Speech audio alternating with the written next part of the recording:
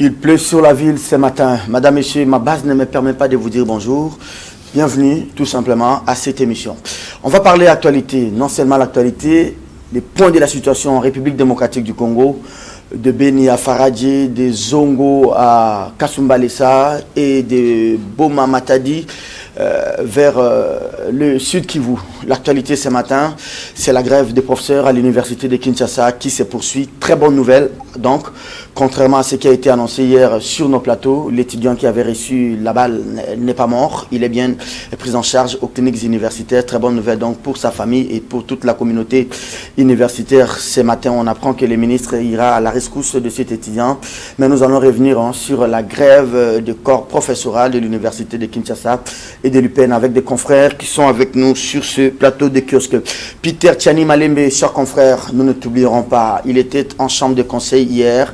On attend la décision. Il sera peut-être maintenu pour la prolongation de sa détention, 15 jours, si c'est la possible. Sinon, il bénéficiera de la mise en liberté provisoire. Mais on apprend déjà que 20 000 $ circuleraient pour la prolongation de sa détention. On va en parler tout à l'heure. Les fils du Premier ministre, Bertin Chibala, cité comme voleur de 400 000. Ce n'est pas moi qui l'ai dit, c'est Scoop RDC qui l'a dit, et relayé par Peter et même Radio France Internationale ce matin. Des cas de vol dans la résidence du Premier ministre. Pourquoi ces cas de vol? La justice jusque-là ne dit mot. Martin Fayoulou, Jean-Pierre Bemba, Moïse Katumbi, tout comme Mouzutu, Freddy Matungulu y croit encore après le revirement à 180 degrés de Vital Kamere et de Fatih. La rencontre c'est tout à l'heure à Bruxelles. Le groupe de 5 se réunit pour évaluer la situation après le retrait de la candidature. Retrait qui s'en est suivi avec la publication de ces différents documents top secrets par la Fondation Anan. On va revenir sur ces publications tout à l'heure avec des confrères. Fidèle Moussangou, pour ce 3e numéro de kiosque, je vous dis pas bonjour. Hein. Il faudrait que j'aille d'abord. Est-ce que la base, je peux dire bonjour à Fidèle? Allez, bonjour Fidèle. Bonjour Serge. Tout est conditionné maintenant par la base. Hein? Oui, à la base. Hein. Tout le monde a la base. Très bien, merci beaucoup. Sinon, la base de Kitambo, comment elle se porte? Elle se porte très bien. Merci beaucoup, Fidèle Moussangou. Très bien, allez. Serge Nyumbe qui est venu, comme pour dire, sauver la situation, l'homme de la situation ce matin. Bonjour Serge. Bonjour Omo. Bonjour jeunes et vieux. Hein. Merci beaucoup et bonjour à notre base jeunes et vieux qui nous suit en cet instant.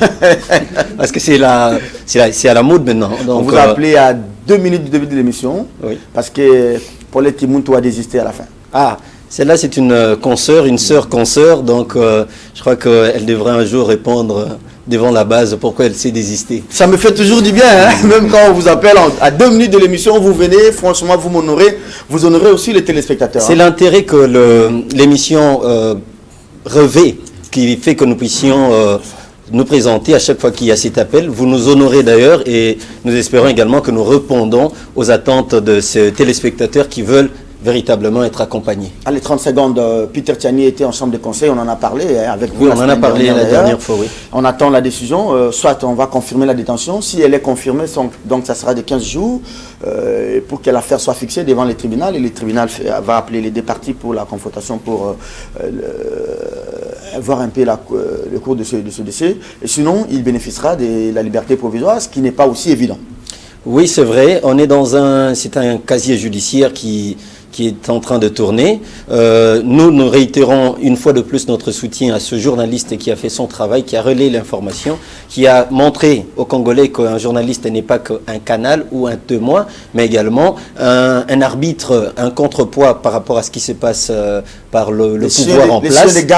C'est le 4e pouvoir. Nous encourageons, nous réitérons, comme je le disais, et la dernière fois, sur ce plateau, nous avons dit qu'il était temps de remettre également sur table la question de la dépénalisation du délit de presse, parce que certes il y a une question de responsabilité, nous ne disons pas qu'il faut déresponsabiliser ou déculpabiliser un journaliste qui serait responsable d'un forfait, mais il y a aussi la possibilité que ces forfaits soient payés par des amendes, et c'est ce que nous aujourd'hui nous soutenons. Est-ce que vous voyez la marge de manœuvre aujourd'hui pour Tchani de bénéficier de la liberté provisoire, ou bien se voir sa détention se prolonger pour 15 minutes. Bon, je crois que 15 jours. nous n'allons pas empiéter sur la bonne cour du jugement. Nous pensons que le tribunal va dire le droit au vrai sens du mot et que justice sera rendue. Ce qui est aussi important, c'est de relever les raisons pour lesquelles le confrère est arrêté aujourd'hui et aux arrêts aujourd'hui. Je rappelle ici qu'il a relayé une information qui laissait entendre un détournement, un vol d'une somme importante d'argent. Et j'espère que le ministère public a suivi de près et suit de près ce dossier pour interpeller les concernés pour qu'on y voit clair. Voilà. Très bien, merci beaucoup. Serge Onyombe, jeune, vieux, mère et fille. Peter Tchani, la chambre des conseils a eu lieu hier. Il n'y a que 2 décisions qui peuvent sortir de cette chambre des conseils. Soit la libération provisoire demandée par son avocat, maître Diakessé, Hervé, ou soit encore, on va prolonger de 15 jours, et après les 15 jours, on fixe l'affaire devant les tribunaux. Nous sommes en pleine violation de la procédure pénale. Le parquet ne peut pas se permettre de s'en prendre à quelqu'un sur base d'une accusation, de n'importe qui, même de Dieu le Père, en disant on l'a accusé et moi je le prends, je le mets au nous. Nous. Le parquet est là pour instruire à charge et à décharge. C'est ça son rôle à travers le monde. Et puis il s'agit d'un journaliste qui, pour une information, il faut penser sur une marchandise qui se consomme rapidement. Tout le monde sait que le fils de Tchibala a volé 400 000 $. Mais comment Tchibala va régler ça? Tout le monde, même Dieu le Père au ciel et les anges le savent que même les papes de Dieu le Père au ciel, il va téléphoner. Le pape, le pied sait qu'on a volé 400 000 $ à la maison de Tchibala. Il va corriger sa commande. Soit la seule correction, c'est de demander qu'il puisse rectifier. Lui, il répond, il rectifie. Et le journaliste obéit. Ça, c'est un. 2. Tchibala, qui se prétend héritier de Tshisekedi, ne peut pas oser arrêter un journaliste. Tshisekedi, vous savez, Tshisekedi, le matin, à 9 h quand il s'est réveillé, il commençait par lire la presse. Et il commençait par quoi? Salongo, à l'époque. C'était le journal du pouvoir. Et un jour, je lui pose la question. Il me dit non. Je dois commencer à lire pour voir ce qui se passe chez les voisins. Enfin, le voisin était Mobutu. Voilà. Alors, ce qui n'a jamais porté plainte à un journaliste, il a été injurié même. Il n'a jamais rien qu'il a dit. C'est la presse. Et ça me fait quoi? Et il disait, je peux me fâcher comme je veux. Je ne change rien, l'information est déjà consommée. Ça, c'est un don Tchibala, c'est un faux héritier de Tshisekedi. Il vient de le prouver. C'est pas vous qui délivrez des cartes et des... Non, ça je délivre, parce que je connais Tshisekedi mieux que lui. Vous oubliez que Mouboya, le patron du phare... Vous l'avez dit la dernière fois aussi. La maman de Mouboya est la tante de Tshisekedi. Vous oubliez ça? Donc nous avons des liens de famille avec Tshisekedi, mieux que Tchibala. Ça, c'est un. Deuxième élément, il y a ceci. La chambre du conseil va décider, sur base d'abord, l'arrestation est arbitraire, la détention est arbitraire. On doit d'abord quitter cette affaire. En principe, le juge doit d'abord chasser et refuser d'examiner ce cas parce qu'il y a violation de la procédure. Il faut voir la régularité de la détention. Oui, la détention est irrégulière et illégale. Le juge doit d'abord prononcer non saisi parce qu'il y a irrégularité. Ça, c'est un. La chambre du conseil. Si le juge ne le fait pas, nous allons aussi le poursuivre aussi. Merci beaucoup, Fidel Moussa. Ça, c'est un. 2. Terminé rapidement. Maintenant, je pose un problème grave. S'il arrivait malheur à Peter Tchani, il meurt. Vous vous rendez compte? Si une mouche venue de chez où, de quel diable, pique Peter Tchani, mon petit frère, mon confrère, et il meurt, est-ce que Tchibala rétablira la vérité? Parce que là, vous analysez aussi à charge et à décharge, je vais vous analyser à charge et à décharge, parce que écoutez, Tchibala, il s'est pourtant hérité de Tshisekedi. Ça, c'est grave. Il s'est dit qu'il est son compagnon. Il avait quel âge quand il s'est pas là. Deuxième élément. Lui, il arrête un journaliste. Il fait arrêter un journaliste parce qu'on a dit qu'on a volé chez lui. Mais là, il s'enfonce davantage. Mais là, même Dieu le Père veut savoir si on a volé là-bas. Mais comment un enfant du Premier ministre peut voler? Il peut voler, c'est chez lui. Mais le problème, comment un Premier ministre va 400 000 $, ça va. C'est ça maintenant. Et il y a les banques. Pourquoi la justice ne s'intéresse pas à cet aspect de choses? Moi, je parlais hier des cas Mediapart avec un certain... comment il s'appelle Jérôme Caïsac en France. Oui. On a dit à Caïsac qui détenait des comptes en Suisse, Caïsac a refusé. Il a dit net. Mediapart a publié cela. Est-ce que la justice française avait mis la main sur Mediapart ou bien la justice française avait enquêté jusqu'à étayer le fait qu'il était vrai que le monsieur avait de l'argent en Suisse. Et il a démissionné. Non, Serge, il y a un problème fondamental, un problème d'éthique. Kabila ne peut pas avoir de l'argent chez lui, il y a les banques. Il a un conseiller. L'argent peut être à la présidence, il y a une caisse là-bas. Voilà. Kabila peut avoir chez lui, mais et puis il ne doit même pas avoir les dollars, Kabila, parce qu'il est congolais. Voilà. S'il a les dollars, là, il devient étranger. Voilà. Hein? Moi, je vois les dollars parce que moi, je suis Moussoufra. Mais lui, Kabila, il peut appeler n'importe Fidèle Moussangou, sur ce troisième plateau et je peux avoir de l'argent de lui, mais pas Kabila. Surtout pas Tchibala, parce que Tchibala a une caisse à la primature. Oui. Il a besoin d'argent, il téléphone. 400 000, donc il y en avait plus. Donc il y en avait plus d'1 million, parce que l'enfant n'est pas prendre les 400 000 et partir avec tous les 400 000. Nous pouvons demander aux Maïmaï et aux Interam d'aller un jour faire un saut chez Tchibala, prendre les millions qu'il cache. Merci beaucoup, Fidèle Moussangou, pour cette analyse sur la question de Peter Tchani. Je vous ai dit que nous allons revenir. Hein. Chaque jour, vous donnez l'évolution. Il a les morales très au zénith. Je suis patient de le voir. Il garde, il tient le coup. Allez, cher Peter, nous ne t'oublierons pas. Deuxième thème. C'est la grève à l'Unikin. Hein. Bonne nouvelle. On a dit hier que l'étudiant atteint par balle est décédé. J'ai parlé avec les CP de sa promotion. Sa situation est plutôt grave, mais il se porte assez bien. Les services des cliniques universitaires l'ont pris en charge. Et je pense que tout se passe mieux. On m'a même envoyé ces images. Serge, le premier problème que nous devons régler, c'est le fait que la police se sert des balles létales dans un campus universitaire. Ça, c'est grave, ça. N'oubliez pas ce qui s'est passé à 69 ou 70. N'oubliez pas ça. On a tiré sur ces études. Baboma Kibana. On a tué nos enfants, nos grands frères à l'époque. Et Mobutu, ça a coûté cher à Tshisekedi, à Bomboko qui avait protesté. C'est-à-dire Obomi Ban. Et Mobutu a demandé à Tshisekedi, toi tu vas au Maroc comme ambassadeur. Bomboko va en Angola. C'était la sanction. Hein? La sanction, oui. Il n'allait pas faire autrement, mais il était gêné. Banaba Koufi. Mais président. Qui au sein du gouvernement peut lever la voix comme Bikaï qui vient de l'opposition et dire que je ne peux pas tolérer ça comme ministre des tutelles, qu'on tire sur les enfants. Il est conséquent avec sa situation. Il vient de l'opposition. Il est dans un gouvernement de coalition. Il est bien, je le félicite. La question est celle-ci. S'il arrive malheur à cet étudiant, qui sera responsable? Deuxième question, les revendications et des professeurs et des étudiants sont légitimes. À travers le monde, les autorités académiques sont élus par leurs pairs. C'est comme nous élisons notre INPC. Maintenant, nous avons un problème avec Jean-Marie Kassamba, nous devons chasser cet homme. Non, celui-là, il faut l'oublier. Il est devenu propagandiste, je l'avais dit, propagandiste de Kabila, qu'il aille faire ça. Non, pas de Kabila, de Chadari. Les deux. Ah, okay. Chadari et Kabila, c'est bonnet blanc, bonnet blanc. Ok. Hein? Blanc, bonnet. Il y a ceci. Nous ne pouvons pas accepter qu'on vienne. L'affaire des professeurs, c'est les professeurs qui élisent un des leurs. Mais cette histoire dénommée par le ministre, évoquée par le ministre, ça crée à l'université, ça donne à l'université un statut politique. Oh, c'est une institution. Mais ça ne date pas d'aujourd'hui, Fidèle, ça ne date pas de... Oui, à un moment donné, on avait résolu ça. On avait résolu comme ceci. Il y avait les conseils d'administration des universités et instituts supérieurs. Alors, les propositions viennent des enseignants et arrivent au conseil qui était présidé par Monseigneur Tshibangula. Hein? Et parfois on avait... Mais toujours l'homme politique veut toujours s'y pénétrer. Pourquoi? C'est comme problème pour l'enseignement secondaire. On a vu un ministre enseignement primaire secondaire qui est cité dans l'affaire Kamounan Sap. Il nommait ses cousins.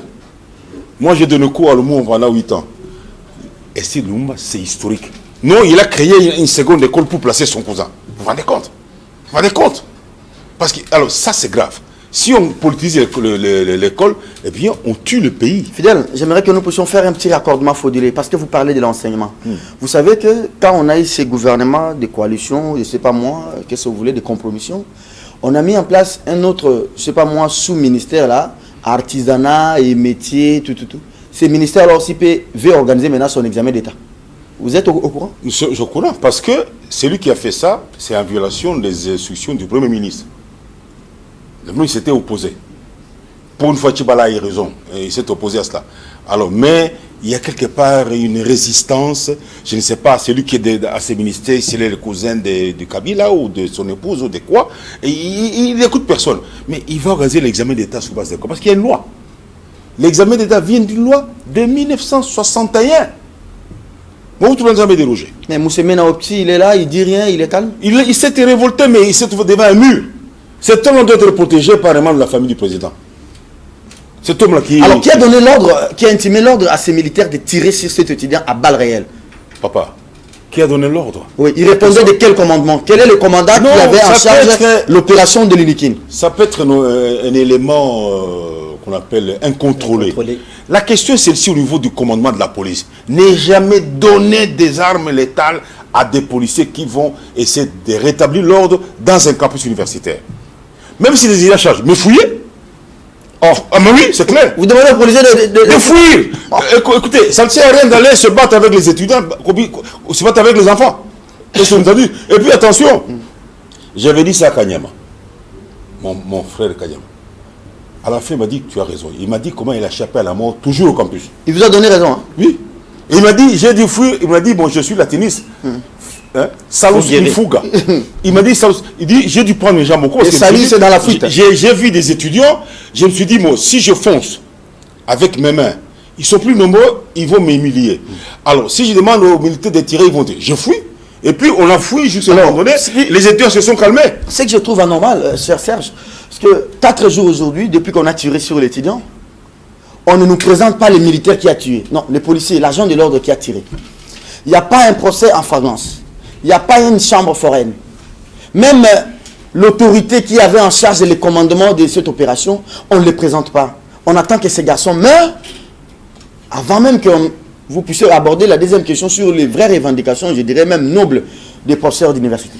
Bon, écoute, c'est un peu comme Fidel l'a fait savoir, hein, il y a ces outils dont il ne faut pas recourir face à une certaine adversité. Aujourd'hui, nous parlons des réclamations, des revendications citoyennes. Les étudiants, vous savez, l'école, c'est ce qui fait que nous soyons ici devant en train d'informer et de former. C'est grâce à l'école que nous sommes ce que nous sommes aujourd'hui. Il faut ne pas désacraliser, un peu comme à l'église, hein, il ne faudrait pas désacraliser ce temple du savoir.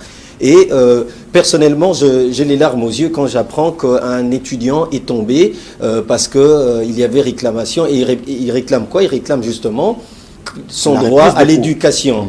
L'école, c'est le lieu qui forme la société d'aujourd'hui, qui la critique et qui permet même à cette même société de se transformer. Donc je suis totalement contre cette approche disproportionnée de justice ou de répression de ce qui s'est passé à l'UNIKIN, et nous en appelons donc aujourd'hui, à ces autorités qui ont droit de maintenir le calme, à éviter de sombrer. Alors, la grève des professeurs, c'est une guerre oubliée, personne n'en parle. Je vais donc y arriver. Il y a un problème, mon cher ami Serge. Il y a le fait que nous constatons une approche sapeur-pompier dans les problèmes que nous rencontrons dans nos universités. Nous reportons les problèmes. On reporte les problèmes parce que si vous faites la ronde des universités du Congo, je ne parlais pas seulement de celles qu'on trouve à Kinshasa, ce sont carrément les mêmes problèmes, les mêmes revendications qui reviennent. Ici, c'est l'arriéré, ici, c'est l'impayement, là-bas, ce sont des véhicules qu'on n'a pas dotés, et vice-versa.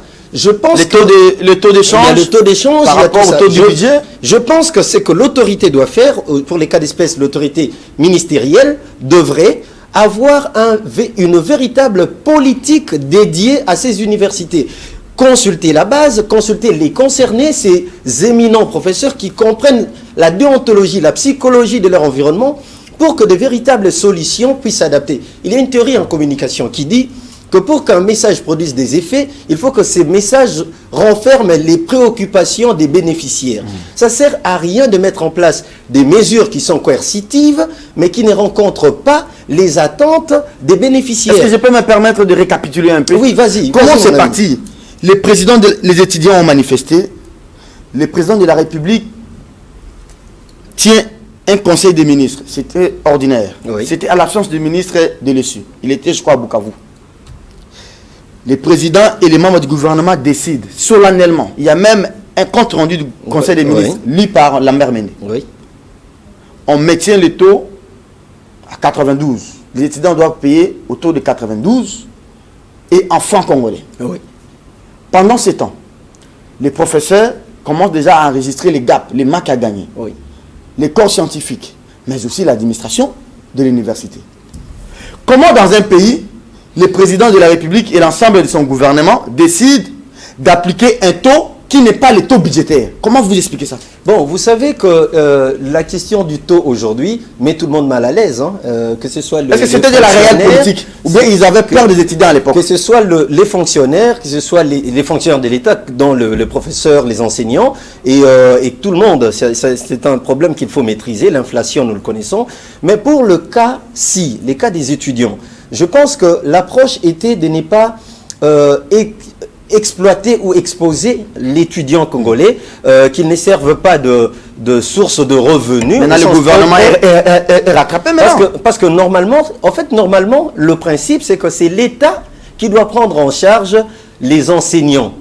Vous comprenez ça? Les étudiants, ce n'est pas aux étudiants de prendre en charge les enseignants. Mais pour des raisons que tout le monde connaît ici, okay. C'est qui relate toute une histoire. Hein. On a commencé à l'école primaire, les PSP et tous les restes, ça atteint les universités. Nous sommes dans une situation sui generis, un cas exceptionnel. Moi, ce que je dis, c'est que nous devons arrêter de faire une confusion, de confronter les étudiants aux enseignants.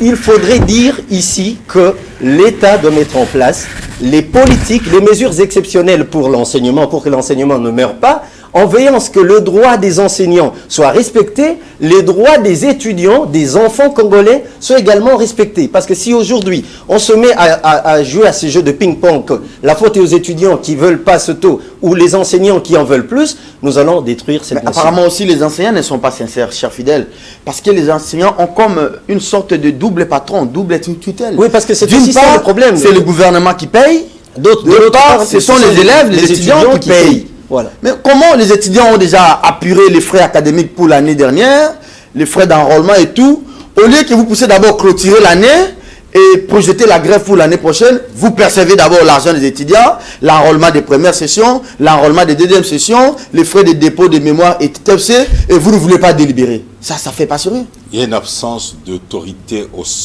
de la part des gouvernants actuels, parce qu'ils sont compromis là-dedans. Et ils ne savent pas comment se dépêtrer. Ils sont compromis eux-mêmes. Les gouvernants sont compromis. Parce que je vous donne un exemple. Quand j'étais enseignant, les frais des parents, moi je suis de ceux qui avaient milité pour les frais des parents. Nous sommes en 1984-85. Les parents devaient payer ces frais à l'école. Et l'école, il y avait un comité de gestion. Mais qu'est-ce qui est arrivé? Le commissaire de l'époque a délégué quelqu'un pour dire il faut m'envoyer autant. Le quelqu'un a paniqué, c'était le préfet. S'il résistait, il était révoqué, ou même remanié ou non. Bon. Alors, il nous a appelés, nous avons dit écoutez, on veut bien te protéger, mais là, si on te protège, soit on te casse la gueule. Autant obéir, mais il faut ensuite obéir d'abord, et puis on va voir le commissaire d'État. Et j'étais parmi les gens qui sont allés voir, c'était Nzeg Alemina ici. Il est sénateur. Il est sénateur. Bon. Quand on lui a expliqué, il a dit « Ah, je n'avais pas cet élément ». Il était aidé par un ancien professeur qui venait au Canada en exil, professeur Ali Fassik ici. Il était mon condisciple, mon collègue à Lumumbala. Qu'est-ce qui s'est passé? Il a compris. Il a dit « Bon, je vais restituer cet argent ». Et Zeg a restitué cet argent. Il a compris. Et nous avons gagné. Il y a aussi la quote-part que Mbika il touche dans cet argent ici. Non, je te donne l'histoire quand j'étais enseignant, oui, avec Nzeg. Nzeg a compris, il a restitué. Et il nous avait dit, désormais, vous gérez ça. Et nous gérions cet argent comment? Il y a une part pour les frais de fonctionnement. L'État envoyait les frais de fonctionnement. Nous l'avons ajouté parce que ce n'était pas suffisant. Et les parents se plaignaient. Et l'autre, c'était la prime des enseignants. Pour remonter un peu, le salaire commençait à devenir insignifiant. Nous avons accepté. Les écoles catholiques ont toujours payé des salaires intéressants. Comment calculer leur salaire? Ils vous disent, par exemple, nous supposons que le professeur doit prendre 3 taxis à l'aller, 3 taxis au retour. 500 fois 3, 1500, 3000 francs par jour. Payé par 26 jours. Voilà, d'accord. Ensuite, nous supposons qu'un enseignant doit louer une maison de $150. Ensuite, le palais de la ménager au tapis, on donne un salaire conséquent. Et ensuite, on permet au professeur d'avoir des cycles de répétition avec les enfants, pas de leur classe. Ça permet à l'enseignement d'être à l'aise. C'est comme ça qu'au collège, c'est un école catholique, les agents arrivent, qui peuvent qu'ils soient à temps. Alors, maintenant, au niveau de l'enseignement universitaire, on a pensé la même chose. Les parents ont accepté, à la seule condition que 90% de ces frais rentrent dans le cadre de frais de fonctionnement payer le personnel scientifique des professeurs. Et puis avec un ton normal. Mais maintenant, c'est le ministre aussi qui a une part. Il vient la nuit. Il vient la nuit. Les enseignants aussi. Je voudrais... Non, écoute ça. Il vient la nuit, ou bien avant quelqu'un dit, moi je veux ça et ça et ça. C'est comme ça qu'il y a des bagarres. Il y a même le premier ministre, même des son ministre de l'enseignement supérieur, qui voulait faire partir un recteur ou un enseignant. Il a désavoué. Mais le type avait un rapport accablant sur celui-là. Mais je ne sais pas comment celui-là a tourné. Le ministre est allé voir le premier ministre. C'est pour dire qu'ils sont intéressés, c'est pourquoi ça ne marche pas. Alors, si on ne trouve pas solution, la grève va se poursuivre, ça aura une répercussion sur l'année académique. Hein. Et le ministre se permet aussi d'aller lancer une année académique 2018-2019 pendant qu'il sait qu'il y a la grève. Écoute Serge, tout ce que tu es en train de dire est malheureusement évident. Si aujourd'hui on ne trouve pas une solution, nous verrons une année académique élastique, comme on l'appelait déjà à l'époque, des années académiques élastiques, et au détriment des familles, parce que au-delà de l'enseignant, c'est d'abord une famille qui est derrière ce monsieur, et de l'autre, et en face c'est un élève, un étudiant, un jeune, une énergie, une intelligence qu'on n'aura pas exploitée. Ici, j'en profite pour parler de ce que le mouvement Jeunes et Filles a comme politique en ce qui concerne l'enseignement. Nous avons entrepris, au niveau de l'école, au niveau de l'EPSP, avec des écoles de Kinshasa, une démarche assez didactique. Nous avons eu à remettre à des écoles entières, à la ronde de Kinshasa, des lots décrets pour montrer que nous soutenons l'enseignement. Nous avons fait la même chose avec plus de 2000 ménages en leur remettant des cahiers pour envoyer les enfants à l'école. Et ça s'est fait avec un plaidoyer. En parlant aux élèves, nous avons fait la ronde des salles de classe pour dire aux enfants pourquoi il faut sauver l'école.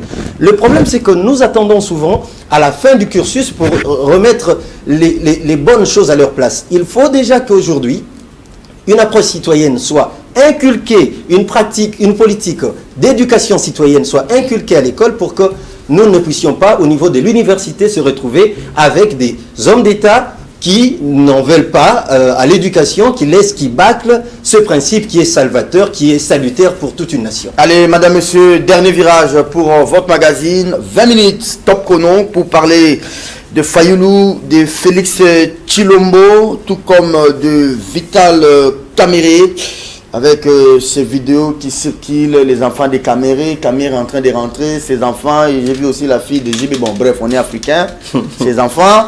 Toboyi Fayulu, je ne sais pas, un montage pour la première fois, des hommes politiques qui retirent leur signature avec vidéo à l'appui, comme pour se justifier quelque part que voilà, on a fait ça et que c'est authentique. C'est difficile aujourd'hui, mais Fayulu, tout comme Bemba, Katumbi, Muzitu et Matungulu, ils croient quand même, le groupe de 5, ils ont la rencontre aujourd'hui à Bruxelles.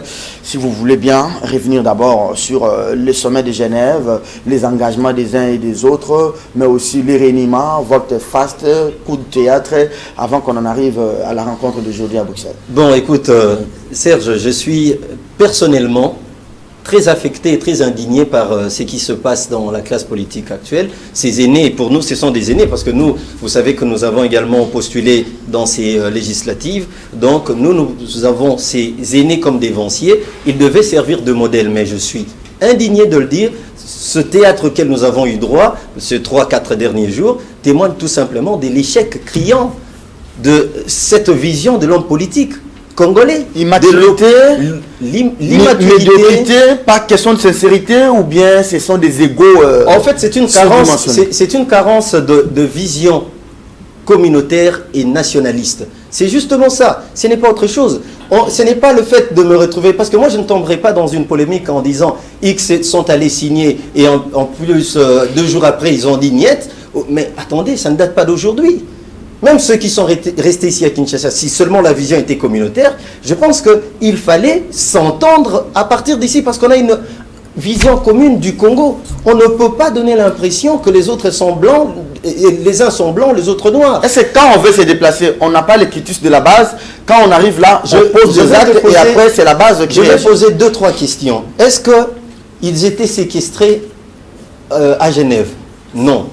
Est-ce qu'ils étaient contraints? Est-ce qu'on leur avait confisqué des passeports pour qu'ils ne sortent, ne rentrent pas? Conditionné par la signature? Non. Est-ce qu'ils ont lu le document? Oui. Est-ce qu'ils ont accepté de le signer? Oui. Est-ce que leur base était informée qu'ils étaient là-bas pour trouver un plus méritant parmi eux? Oui, alors, s'il vous plaît, parlons sérieusement. Parlons sérieusement parce qu'un pays doit se succéder avec ses fils dignes. Nous l'avons toujours dit. Le problème du Congolais aujourd'hui, c'est la qualité du Congolais. Ce n'est pas le fait qu'on retrouve X qui est plus gradé que l'autre, ce n'est pas le fait d'un mouvement politique, mais c'est d'abord la vision que nous avons du Congo. Je pense aujourd'hui que nous avons malheureusement droit à une scène, aussi bien sur le plan national qu'international, d'un Congo fragilisé avec des hommes politiques, j'allais dire incompétents, qui, malheureusement, incohérents et presque creux. Et je dis qu'il est temps véritablement que nous passions à une autre génération. Au sein du mouvement Jeunes et Vieux, nous en appelons à une mutualisation d'expérience. Parce que nous savons qu'il y a toujours deux générations. Mais malheureusement, aujourd'hui, regardez, quelle est la génération qui doit servir d'exemple? Est-ce celle qui arrive ou celle qui a précédé? Ça, c'est la bonne question qu'on doit se poser. Nous sommes vraiment désolés de voir et d'assister malheureusement à cette situation. Et de l'autre côté, nous oublions l'urgence. L'urgence, c'est quoi? C'est que nous sommes à quelques jours des élections. Nous avons une machine à voter qui n'a pas encore atteint Bumbu, qui n'a pas encore atteint Bandalungwa, qui n'a pas encore atteint Selembao. Et les provinces, n'en parlons même pas en termes de technicité, de comment ça va fonctionner. On a des questions très urgentes et on nous laisse perdre du temps à cause de ces jeux de ping-pong. Le fait que pour eux de se retrouver à Genève, à Kinshasa, Y, c'est pas ça la priorité. C'est la cohérence et la vision commune. Alors je vais revenir sur ce document Top Chrono publié par la Fondation Anan, parce que c'est celle-là qui a procédé aux bons offices, disons-les, hein, aux bons offices, pour pas parler des négociations, c'est des choses distinctes. Hein. On nous a appris ça à l'école, à la facilitation. Voilà, c'est ça voilà. Les termes. Nous allons revenir sur les signatures. Il y a des engagements très graves dans ces documents. Les conventions légalement formées tiennent lieu de loi pour ceux qui les ont contractées. Merci beaucoup pour cette précision en détail. Est-ce que d'abord on peut revenir sur les assises de Genève avant d'aborder les documents aussi importants publiés? Serge, ici, il y a eu deux constats malheureux. Le premier constat est celui-ci. Les négociations ont violé les règles normalement acquises pour parvenir à un accord. On l'a constaté après ou bien pendant les négociations? Non, pendant, il le constatait, mais il y avait une pression. Ça, c'est un constat. Pression populaire et pression internationale. Parce que tout le monde a peur de Kabila. Kabila doit partir. Alors, quand on vous demande, il fait de n'importe quoi sans réfléchir. À force de dire Kabila doit partir, il est déjà parti, il a dit pas. Mais non. Alors, on refuse de réfléchir. Les négociations ont violé les principes de base. On n'a pas remonté en amont pour constater que, je parle d'en amont, qu'il faut tenir compte du poids sociopolitique de chaque parti politique. Surtout là, pour les ténors là-bas. Deuxième élément, on n'a pas tenu compte du fait que ces acteurs politiques-là ont une base électorale au nom de laquelle ils peuvent se bomber le torse. Et à ce moment-là, il fallait faire des réserves dans le document, sous réserve de la ratification par la base. La base, voilà. On n'a pas pris ça en considération.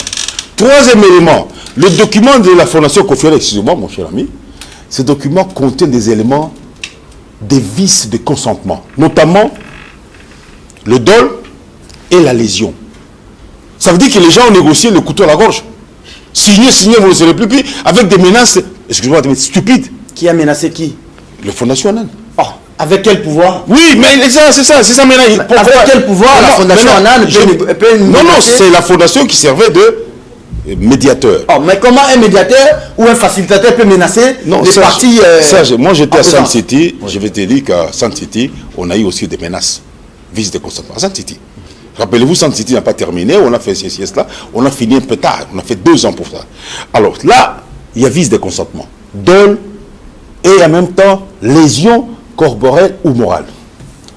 Autre élément, il y a le sondage de la fondation de l'organisme Bercy, qui avait déjà donné le ton et qui a donné des ailes à un parti qu'on appelle l'UDPS. Et les gens disent, maintenant, sur le plan du poids politique, n'oubliez pas que l'UDPS a 44 députés. L'UNC n'en a que 16. Fayoul n'en a qu'un seul. Matungulu, 0 parce qu'il n'était pas là. Alors vous voyez donc, il y a le poids de parti, on monte. Ça fait un élément. Il fallait prendre en considération cet élément là-bas. Mais là, il faut prendre aussi le fait que les exclus, conformément au principe des droits qui dit que pas d'intérêt, pas d'action, ne pouvaient pas avoir droit à participer à l'élection. Ils n'ont pas voté. Non, attention. Pour votre information, Bemba n'a pas voté, Moïse Katumbi non plus n'a pas voté. Non, attendez, Serge, vous dites Bemba n'a pas voté, Moïse n'a pas voté. Le problème, il ne pouvait même pas être là. Oh, moi j'ai parlé avec Mouzitou au téléphone. Il devait être, attention, il n'a pas voté. Non, c'est pas vote, pression et menace. Tu as suivi le professeur Bob Kabamba ce matin. Tu sais ce qu'il avait dit? Il a dit que il craint que ceux qui sont exclus utilisent la menace du financement des élections pour dire vous prenez tel, sinon on ne finance pas. Là, vous prenez une partie de son interview. Non, je te donne. Non. Là, vous avez pris une partie. Oui, moi j'ai voulu. Mais prenons. Bon, je vous en donne aussi une autre partie. Oui. Quand il dit que l'IDP s'était déjà mise en porte-à-faux en se désolidarisant de ses pairs de l'opposition pour accepter la machine à voter, en ne participant pas à la manifestation contre la machine à voter. Là, vous ne le dites pas. Non, je l'ai dit. Vous prenez la partie de l'opposition. Je vais le dire maintenant. Voilà. J'arrive à ce que Bob Kabamba a dit. Ce que Kabamba dit, il a voulu faire comprendre ceci. Le fait de dire avec ou sans machine à voter, il faut l'élection, a bloqué le complot que Kabila met devant vous. Vous n'avez pas les bon, ils ne sont pas venus à l'élection, moi je partais. Alors quand on a mis ça, vous savez qu'au niveau de la majorité, ils ont perdu de la tête, ils ont compris qu'on les a eu. Avec ou sans machine à voter, allons aux élections. C'était aussi une tactique pour les politiques. Alors quand Kabila, ils vont venir. Or Kabila ne voudrait pas qu'ils viennent. Très bien. Alors maintenant, je vais aller plus loin. Maintenant, le problème fondamental est celui-ci. Ok, maintenant qu'est-ce que nous devons faire? Le problème est que ces gens, ils ont tenu compte de leur Vital et Fati. Ils ont tenu compte du fait qu'il y a un vice de consentement et disent non. Et puis la renonciation existe. Trump vient de renoncer à sa signature avec le Canada. Poutine vient de quitter la compagnie internationale. Il a renoncé à sa signature. Je n'ai pas envie de vous contredire. Oui. On ne renonce que quand il y a des dispositions transitoires et finales dans un document. Est-ce que dans... Non, je n'ai pas envie de vous contredire sur ce plateau, vous êtes mais un confrère.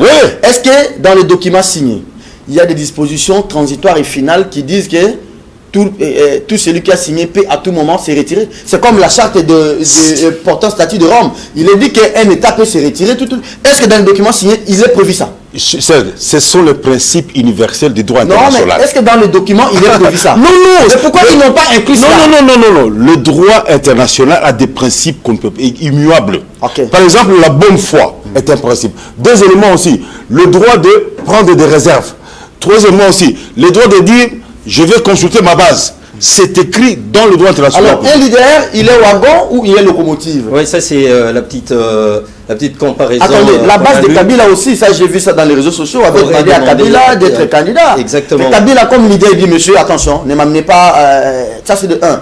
De deux, j'ai vu les vidéos que les gens ont partagées sur les réseaux sociaux. Fati dit, ceux qui vont voter Moto, Toboyo, Bajo, Bola, Kebiso, Toboyi. Ça c'est Félix lui-même qui avait dit ça.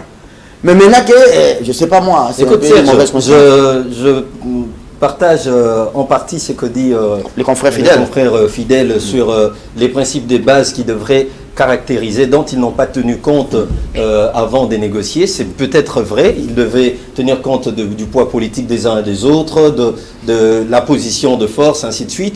Mais il est aussi un fait, nul, une sagesse même, nul ne sera entendu alléguant sa propre turpitude. Voilà. Nous avons vu des adultes, des hommes chevronnés, vertébrés, prendre l'avion, annoncer même avant que nous allons nous retrouver à X endroit pour trouver un de plus fort, le plus méritant. Ils l'ont fait avec la bénédiction de toute une population, des populations électorales. Aujourd'hui, nous sommes dans une situation où une certaine amnésie frappe les uns et les autres sur le prescrit ou le contenu de ce pourquoi ils se sont réunis. Nous disons, notre position aujourd'hui en tant que jeunes et vieux, en tant qu'un mouvement citoyen, nous disons également que c'est une honte pour la nation. C'est une honte pour la nation, c'est une faiblesse, une fissure qui dit tout simplement que l'homme politique aujourd'hui est carriériste. Est-ce que sur le plan diplomatique, parlons une grande ONG comme la Fondation Annan, c'est pas n'importe quelle fondation, ça porte le nom de quelqu'un qui a eu le prix Nobel de la paix. Oui. Sur le plan international, diplomatique, c'est une fondation qui pèse.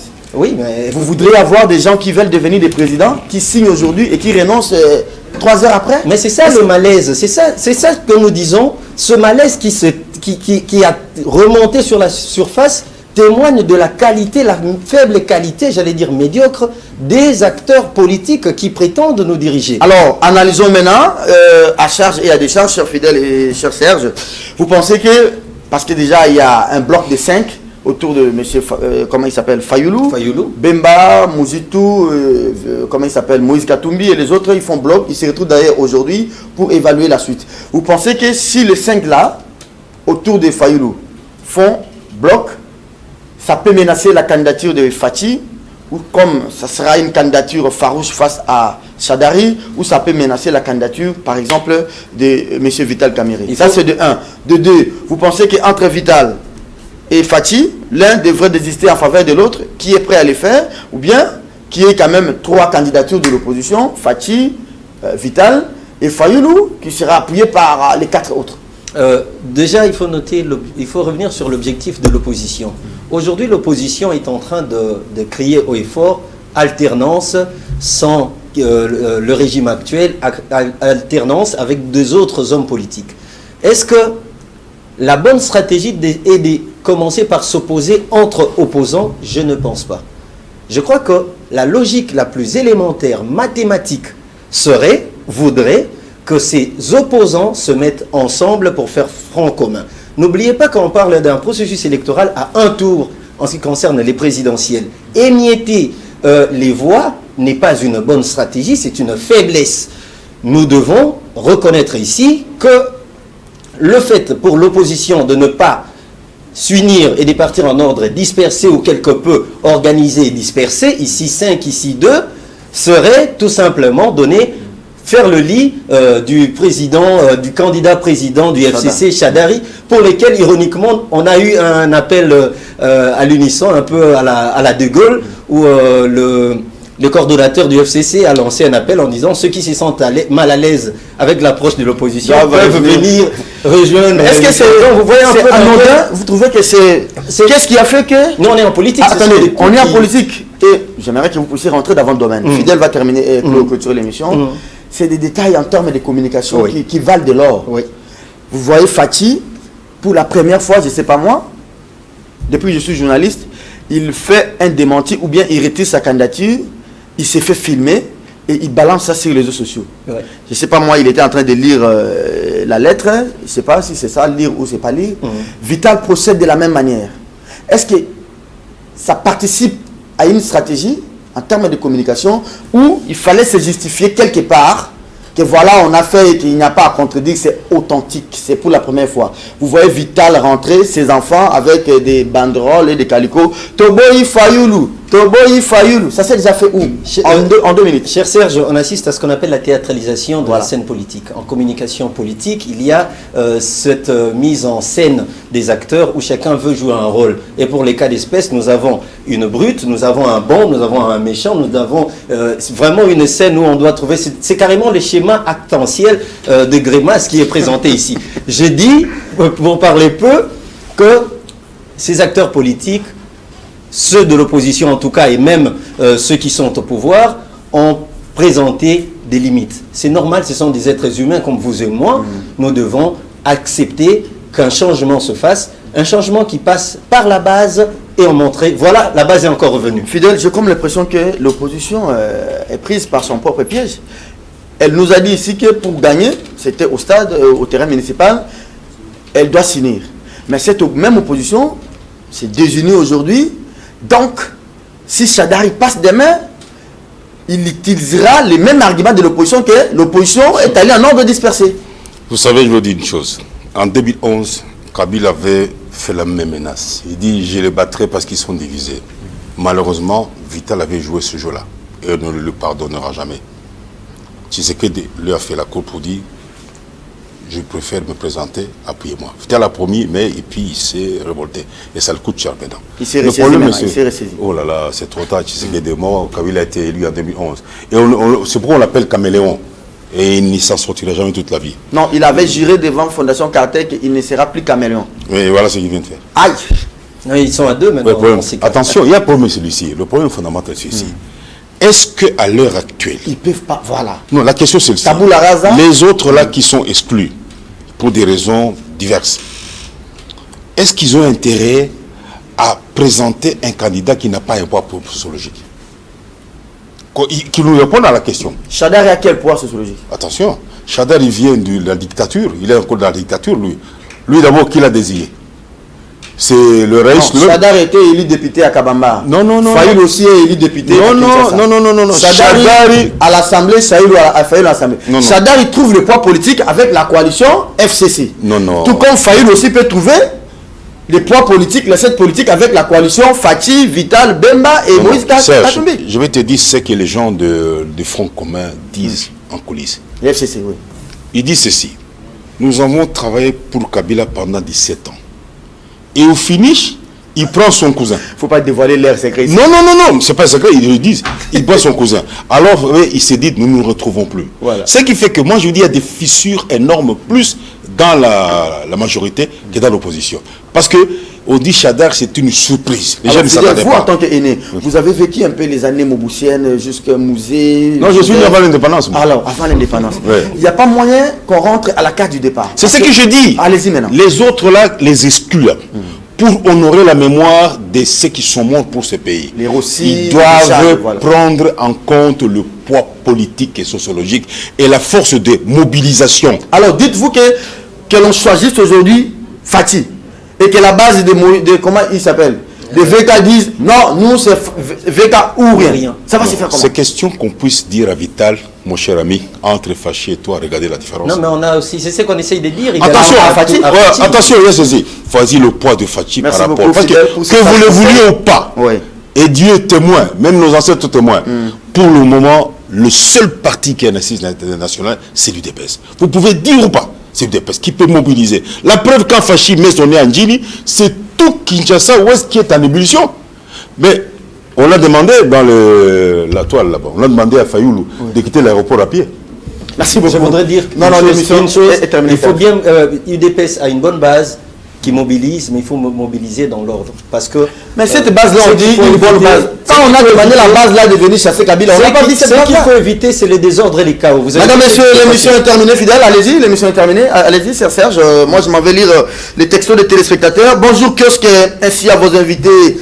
Comme conseil à Fatih et son bureau, même son CG, c'est sa carrière politique qui risque de prendre de l'envol. Ça, c'est votre point de vue. Moi, je ne pense pas ainsi. Bonjour, kiosque. Juste un petit rappel. Savez-vous que les dieux ne travaillent pas dans la foule? Martin Fayoulou, c'est le choix du très haut. Sans base, sans popularité, sans tout ce que les autres pensent, mais Dieu l'a choisi.